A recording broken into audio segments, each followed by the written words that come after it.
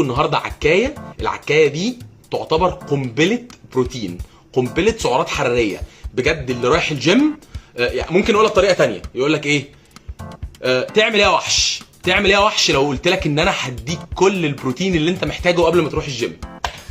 هعمل لكم النهارده عكايه اسمها عكايه عدويه. ايه عكايه عدويه دي؟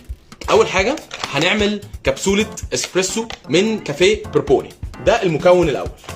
هننزل عليها بزبده فول سوداني، معلقه زبده فول سوداني. هننزل عليهم بموزايه، وهننزل عليهم بشويه كاجو او لوز او اي مكسرات عندك، 3 تمرات، عسل نحل، رشه كاكاو اختياري،